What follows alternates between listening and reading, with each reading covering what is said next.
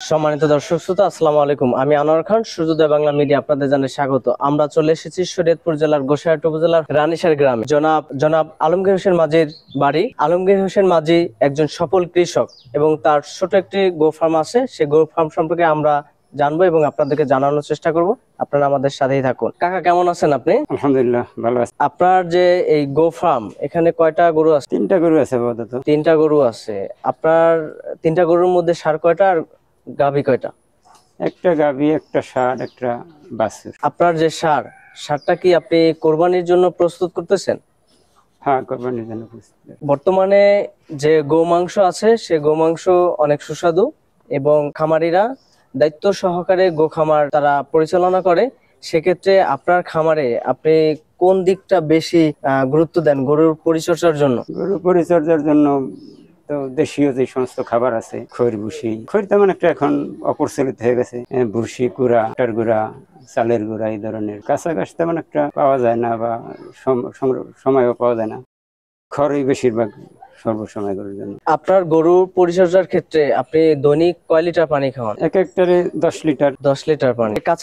কাঁচা ঘাস দৈনিক কয়বার দেন গরুরে? 2বার। মানুষ দানাদার খাদ্যর সাথে অন্যান্য যে খাবার আছে যেটা গরুর স্বাস্থ্যের জন্য ক্ষতিকর, হয়তোবা অনেক গোস্ত হয়, ওটা খাওয়ালে এই ক্ষেত্রে আপনি কি করেন? না না, এই ধরনের কোনো খানা আমার গরু কোনো সময় খাওয়াই না। ফিটও কোনো সময় আমি গাভীরে বা ষাঁড় গরুরে খাওয়াইনি। গবাদি পশুর খাদ্যের ভিতরে সবচাইতে উৎকৃষ্ট মানের খাদ্য হলো খড় বা কুটা। আর এই কুটা যে কোনো গুদামজাত করে রাখা যায়।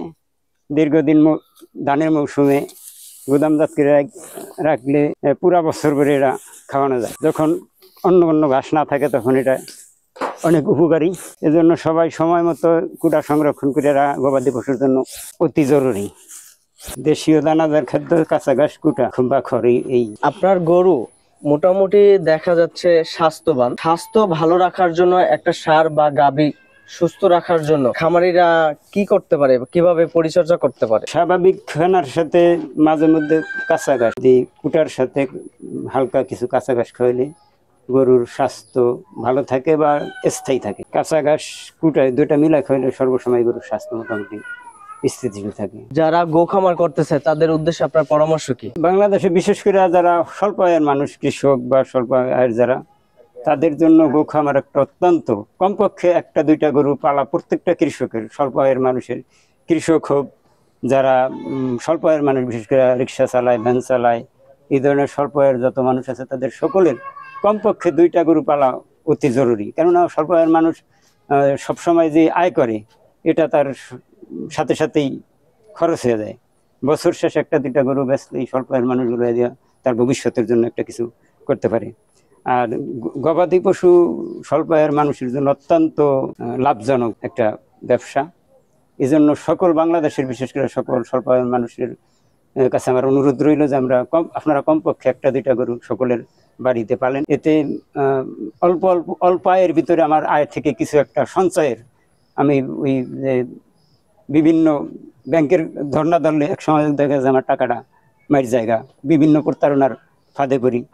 আর এই আল্লাহ সাহিত্য যদি গবাদি পশুর আমরা ইনভেস্ট করি, এটা ওরকম কিছু হওয়ার সম্ভাবনা নেই। এরপর আল্লাহ রোগ দিলে সেটা ভিন্ন ব্যাপার, সেটা তো যেই কোনো ভাবেই নষ্ট হইতে পারে। এই জন্য বাংলাদেশের স্বল্প আয়ের সকল মানুষের উচিত কমপক্ষে 2টা গবাদি পশু তার পালা।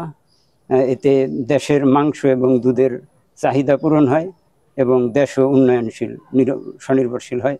বিদেশ থেকে আমরা গরুর গোশত আমদানি থেকে দেশ বাঁচতে পারে। যারা নতুন উদ্যোক্তা হতে চায় তাদের উদ্দেশ্যে আপনার পরামর্শ কি? নতুন উদ্যোক্তা যারা, বিশেষ করে স্বল্প আয়ের, তাদের প্রথম হয়তো স্বল্প আয় দিয়া, বিশেষ করে এই যে থারি গরুগুলা আছে, বাছুরের চাইতে থারি গরুর ভালো। মানে স্বল্প আয়ের মানে একটা বাছুর ক্রয় করলে এটা দুধ সারান দেওয়ার বর্তমানে 50 থেকে 60 হাজার টাকা লাগে। এই বাছুরটা বাজারে ফিরিয়ে বিক্রি করার জন্য কমপক্ষে 2 থেকে 2.5 বছর পালা লাগে। কিন্তু স্বল্প আয়ের মানুষের জন্য 2 থেকে 2.5 বছর ওইটা পালতে অনেক সময় ও শ্রমের প্রয়োজন। একটা থারি গাভী কিনলে ওই গাভীটার যদি কেনার সাথে সাথে একটু ভালো যত্ন দিলে 2 থেকে 3 মাসের ভিতরে এটা আসে, ডাক আসে। আর যদি ডাক নাও আসে বা ভালো যত্ন দিলে 2-3 মাসের মাংস হিসাবে বিক্রি করলে এটা থেকে মোটামুটি ভালো একটা লাভ আসে। এই জন্য বিশেষ করে যারা স্বল্প আয়ের মানুষ তাদের সকলের উচিত এই থারি গাভীগুলা পালন করিয়া তাদের সংসারের চাহিদা মেটানোর জন্য চেষ্টা করা। তো আপনার জন্য এবং আপনার গো ফার্মের জন্য আমাদের সূর্যোদয় বাংলা মিডিয়ার পক্ষ থেকে শুভকামনা এবং শুভ প্রত্যাশা রইল।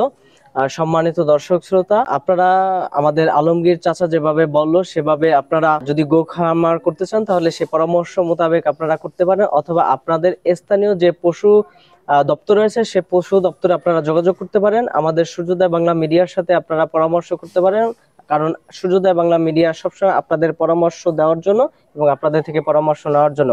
আপনারা সকলে ভালো থাকুন, ভালো রাখুন চারপাশের সকলকে। সূর্যোদয় বাংলা মিডিয়ার সাথেই থাকুন, পাশেই থাকুন।